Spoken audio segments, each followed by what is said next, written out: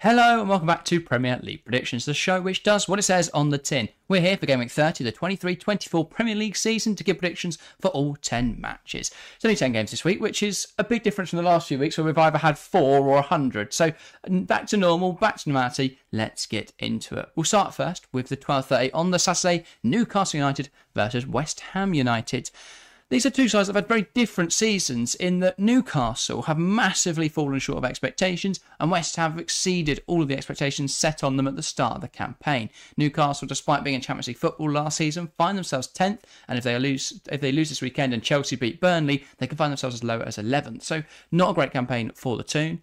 As for West Ham, well, they're high flying at the moment, not only in European competition but also in the Premier League. They find themselves currently 7th in the Premier League, which is very high considering their budget and, well, where they're predicted to be based on expected performance. So they're overperforming at the moment. Newcastle underperforming. Will that trend continue in this game? Yeah, it's an interesting one. It's one of those that Newcastle should be winning, and it's a result that is much needed by Eddie Howe. However, I don't think he's going to get it, and I think in a frustrating game, I think it'll be a 1-1 draw.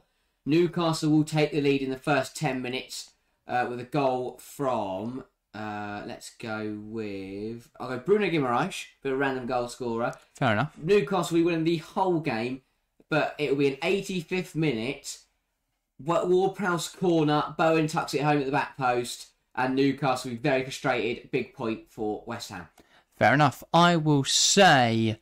I think it's going to be a really tight one. I will say Newcastle 2, West Ham 2. I think it'll be a 2-2 draw, a very tight affair, and very bad for... my goalkeeper's in FPL at the moment, Areola and Dubravka, so that's going to go really well for me this weekend. I'm spoiled for choice there, but I will say Newcastle and West Ham will draw 2-2. I think it'll be goals from Alexander Isak, and I will go... It's going to go Trippier from free kick, but he's still out injured, so I'll say Sean Longstaff from the bench. Like it. As West Ham's goals, I think they'll come through Mikel Antonio and Jared Bowen. I think he's been probably one of the more informed players at the moment for the Hammers. I have no idea how they're performing as well as they are, but while the good times are rolling, why question it? But yeah, good stuff, and 2-2 draw there. Up next, it's Bournemouth versus Everton. There's two sides that were really predicted to be fighting off relegation this season. Bournemouth have far exceeded that with some really strong performances this season. They do look now to be safe. As for Everton, well, they would be safe if it wasn't for the points deduction. So they do find themselves still in that relegation fight, but they have got a side that's strong enough to drag themselves out of it. So provided there aren't any more points deductions, any further points deductions, you expect them to be all right. But how do you see them getting on away here at Bournemouth? Yeah, this should be a pretty decent contest. I think Aussie Bournemouth will probably dominate most of the play. Everton will be hanging on and relying on Pickford to make some saves, and it will just be about Bournemouth trying to get through that defence, knock that door down, and eventually they will. I'm going to go for a slim 1-0 margin, and it'll be Don Solanke from the penalty spot. So not quite a stunning victory, but one of those results that you have to get over the line for Bournemouth. And a blank for Dom Solanke. A lot of owners will be unhappy on... I thought you said Dominic Calvert-Lewin. Oh my... I completely blanked there. 2-2. There you go. So not a blank for Dom Solanke. A decisive goal. Everyone I feel will be happy. I think Bournemouth will win as well. I think this is a really interesting game, though, because you've got two styles juxtaposing here. You've got Bournemouth's high possession, or Iraola's high possession football, where they'll look to be very attacking, very aggressive. As for Everton, it's very defensive, but with those aggressive transitions, they switch the ball over really quickly, get it in behind and see what they can get from the game. I think Bournemouth's dominant style, though, will be imposing here on Everton, and it'll be a Bournemouth 2-0 victory with goals from Ryan Christie, who has, by the way, has had a run now of... I saw this the other day, interesting stat about Ryan Christie, has had a run of betting sponsors on his shirt since, for the last 10 years. Wow. Incredible stuff. Anyway, I think he'll get one goal, and then the other one will be an own goal from James Tarkowski. He's trying to try and clear the ball. It'll be like a corner that's catches everyone out. It's dropping into the goal. He tries to hook it clear. Doesn't come off. Hits the roof of the net and goes in. Very disappointing for Everton, but a big win for the Cherries. Up next, it's Chelsea versus Burnley. Two sides embroiled in the relegation fight. No, Chelsea have now risen into mid-table, so could we see them push for Europe? Well, this would be an important step on that journey. As for Burnley, they do find themselves in the relegation zone at the moment, and it looks fairly bleak for Burnley.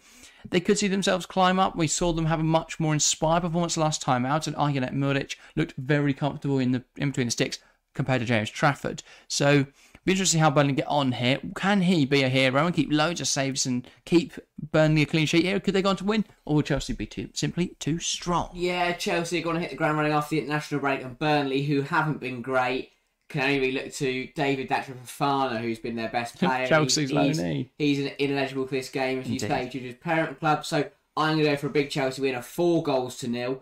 A real kickstart setting for this run-in for Chelsea, because it is very important they can climb the table and get to Europe. I will go for a Nick Jackson double, a Cole Palmer goal, and a 4th goal from Mykhailo Mudryk.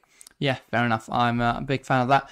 I think, as you say, Chelsea need to hit the ground running. Their players have been fairly well rested over the internationals compared to other big sides, so I'll say Chelsea 4, Burnley 1.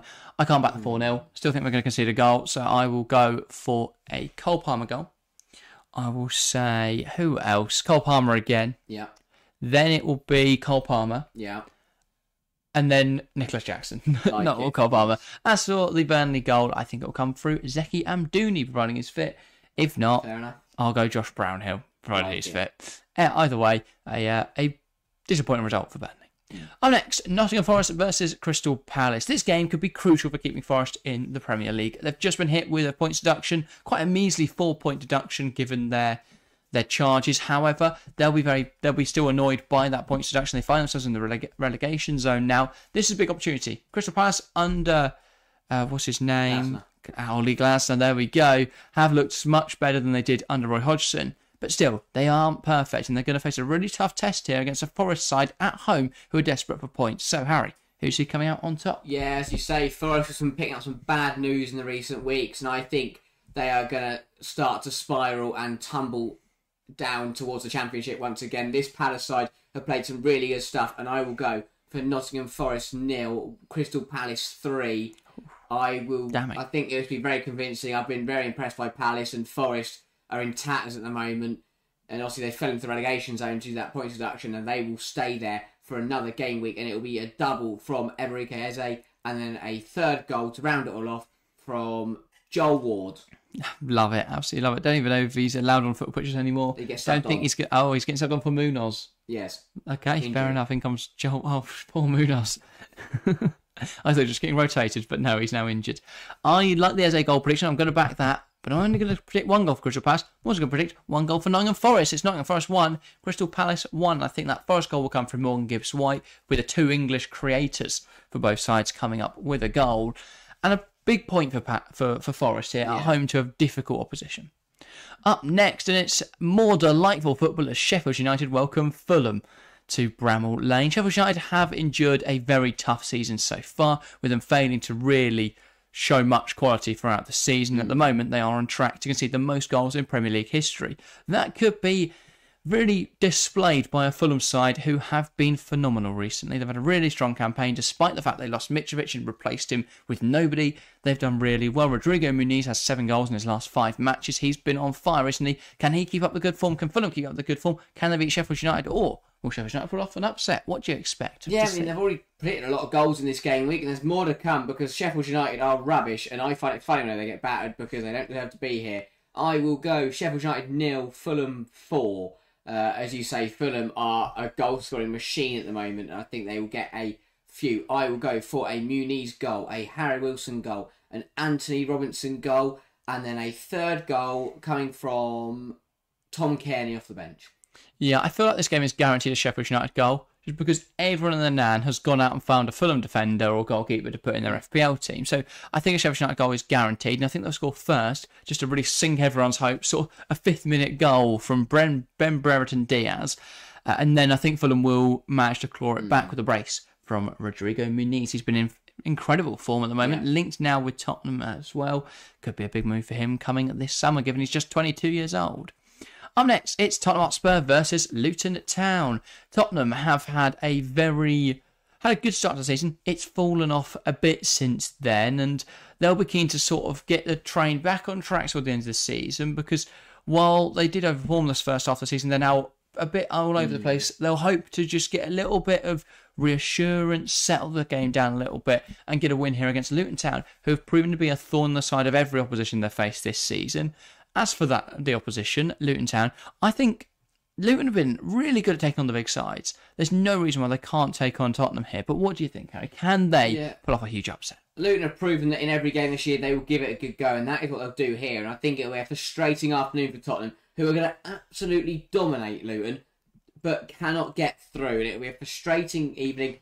However, I do think in additional time, Heung-min Son will drag his Tottenham side over the line. I'm thinking a 20-yard screamer is what it's going to take to beat this Luton defence, and it'll be a huge goal for Tottenham, but not a great result. Not a great performance in terms, but they'll take the 3 points.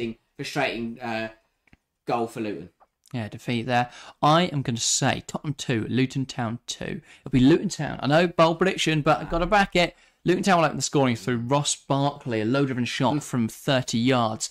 Just beating Vicario at the far post. Then it will be a fairly quiet game until the 60th minute, where Luton Town on the counter will burst on the right-hand side. Taith Chong crosses the ball in, and none other than Elijah Adebayo is there to meet it in the box. I think he's back from injury now, so that could be key for Luton.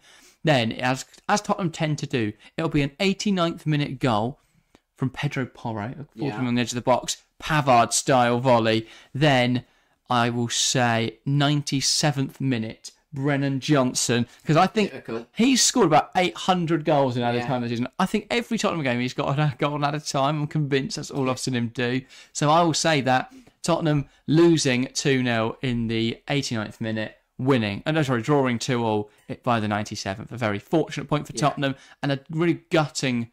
It'll feel like a loss for Luton, that loss of 2 points there. They could be crucial.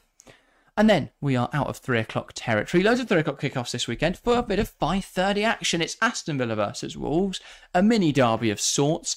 Will it be feisty, Harry? Will it be a fighting game, or will it be a fairly comfortable win for a very, very good Aston Villa side, given Wolves' blunted attack? Yeah, I think it'll be a competitive game. It always is. Things like kind of derbies. I think it'll be a decent game. Wolves are going to compete. However you say, I think Villa just got that extra quality that will get the result across the line. I'll go for a 2-0 Villa win.